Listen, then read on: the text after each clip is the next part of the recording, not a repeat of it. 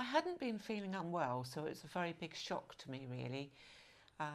It all started at my son's wedding when I became very poorly with severe abdominal pain.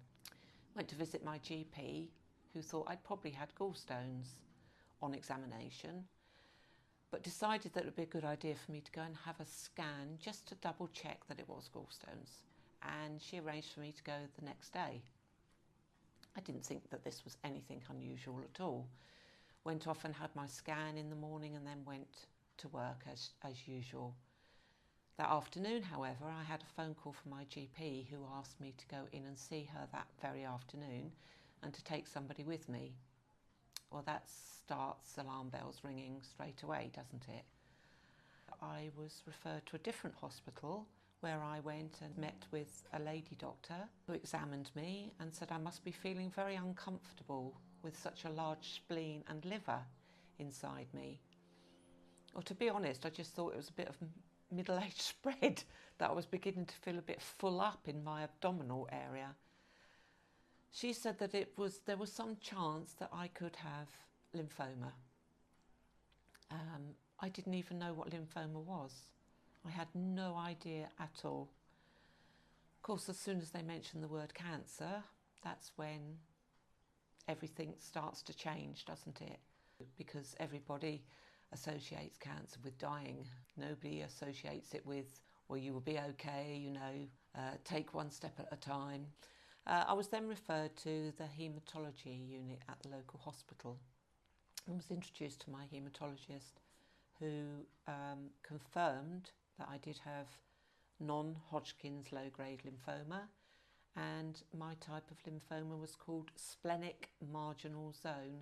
Splenic meaning the large spleen.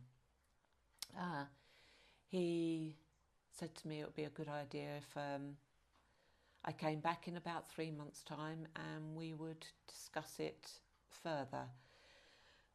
My thoughts at that time were, is he doing this because this has all become such a shock to me and I haven't really taken it in? Is there nothing they can do for me? The next 3 months took forever to come and I was very, very nervous about going back to see the haematologist. My bloods were taken and they were as stable as they were on the previous occasion. So he told me that we would still continue on watch and wait, but I would probably benefit from having my spleen out. And he would make arrangements as to when this would be the best time to do it. Being told you're going to be on watch and wait, I don't think it's the easiest thing to be told because it's not explained fully enough to you. My spleen had been removed, so I knew I was in partial remission, but I still knew that I had an enlarged liver. So if there were times when I didn't feel well, like for instance if I had a headache or pain in my stomach, my first thought was always, oh, gosh, is this the lymphoma? Should I be ringing the hospital and telling them, has my lymphoma suddenly taken over my body? I didn't really understand. So I've now reached the golden 10 years on watch and wait. It seems incredible that it's been that long. The time's gone really, really quickly. Do I want any further treatment? If only you knew how long you were going to have to be on watch and wait. I don't know how long. I don't know if I'll ever need any other treatment. I'm 63 now, so I could get something else wrong with me. I don't know. The thought of having chemotherapy actually frightens the life out of me.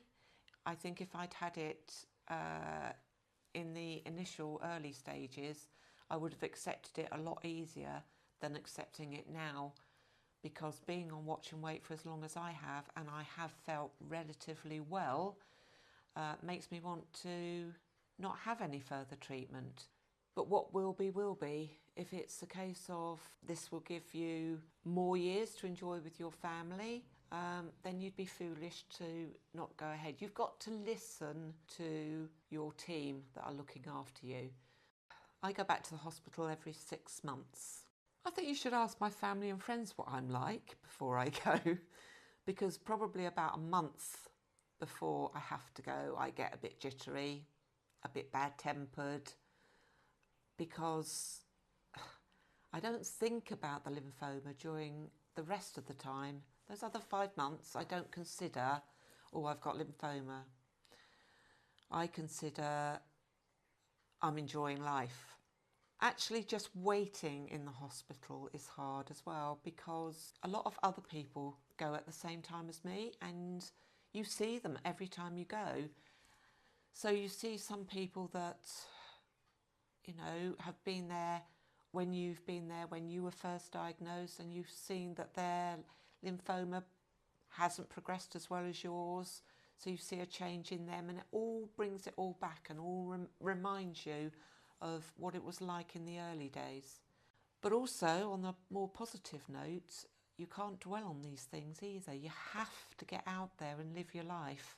Every day is precious, and it just is no good thinking it's going to take my life.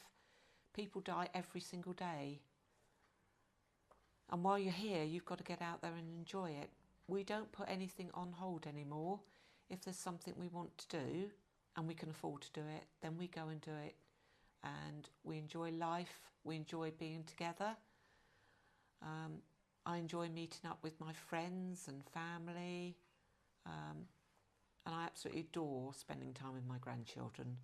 I've had 2 more grandchildren since then. And I think they're what's kept their nanny going.